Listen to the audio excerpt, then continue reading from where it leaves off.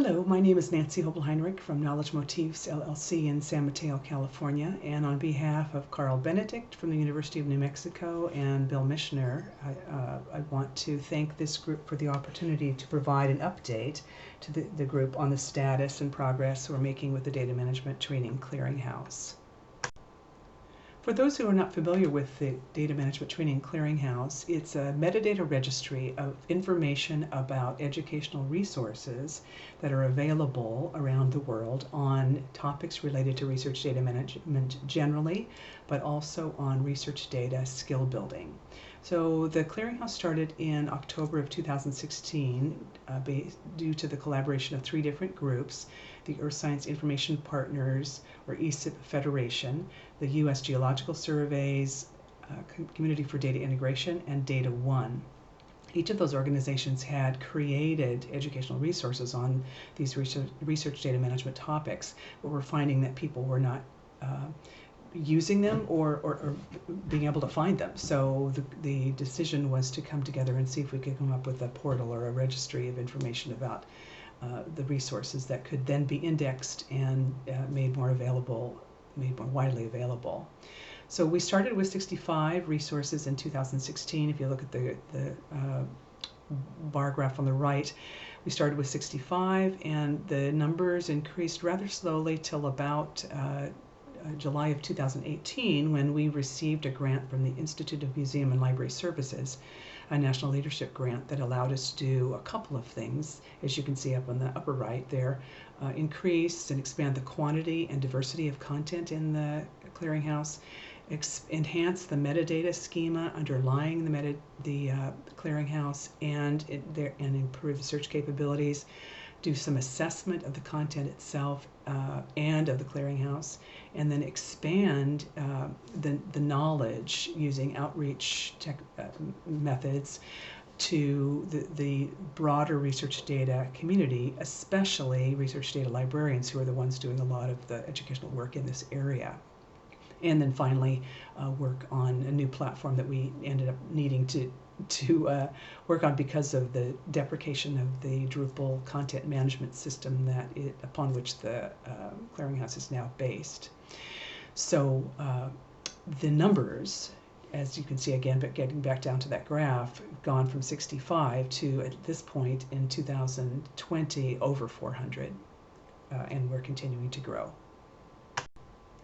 So to give you some idea of what we've been able to do in the ensuing years from 2016 in terms of content diversity is, if you look to the left, you can see the resources by discipline that we've been able to add. The overwhelming majority of them so far has been in earth sciences and environmental sciences, as a result, of course, of the three groups that started the effort in the first place. But we've been able to add a lot more scientific areas, as you can see, from oceanography down to biomedical.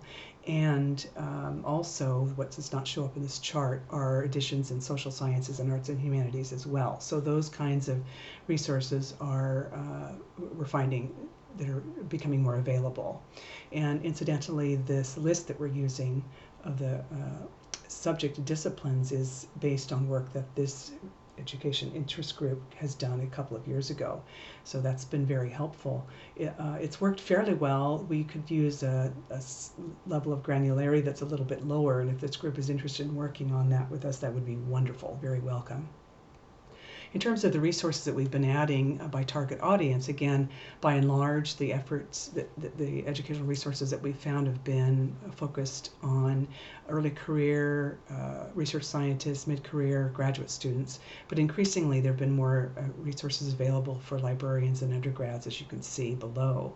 And then in terms of the types of data that the educational resources are talking about or explaining, research data management techniques and practices and so on, you can see from the data keywords list there on the bottom right, ranging from agricultural data to taxonomic data, and that is also increasing as well. The other area that we've been working on, that, as I mentioned before, was assessment, focused on both the clearinghouse itself with our new platform, but also on the content. And especially at this point, we're looking at peer review points of view using the Kirkpatrick method of evaluation that uses these 4 areas of impact, really, that an educational resources can have upon a user, using these indicators on the left-hand side that are the basis of the questions and the perspective. So what we're doing at this point, and we again would love some feedback from this group as well, is completing a brief survey. You can see the bit.ly that's on the left here, bottom left, that is essentially asking the respondents of the survey to take the point of view of either a creator instructor or a learner, and choose 2 to 4 questions from the reaction and learning level that would be they would find most useful to include on an assessment that would be associated with content that they use or find in the clearinghouse. So it's a short survey, and we would really appreciate feedback from this group on that area as well. And of course, there are other areas that we'd love to have your contribution as an individual or as a group, if that's of interest to people. In these 4 areas, a metadata and search working group, an assessment working group, an editorial team that involves not only submitters who create the metadata for resources, but also reviewers of that metadata and final publishing editors, as well as people who would contribute new materials that you create or materials that you find that you think others would find useful and reuse. One thing I wanted to mention about the metadata work especially is that what we're looking to do is to enhance the learning resource metadata initiative schema that underlies the clearinghouse into areas especially related to accessibility when that shows up, when those appear with the educational resources, but also on ways to make the metadata in the clearinghouse more fair, which is the findable, accessible, interoperable, reusable principles. That was a suggestion from this group too last time I came a couple of years ago. So would welcome any and all contributions in that area. And once again, thank you very much for the opportunity to update you all. Hope to talk with you further. Let me know if you have any questions. Thank you very much.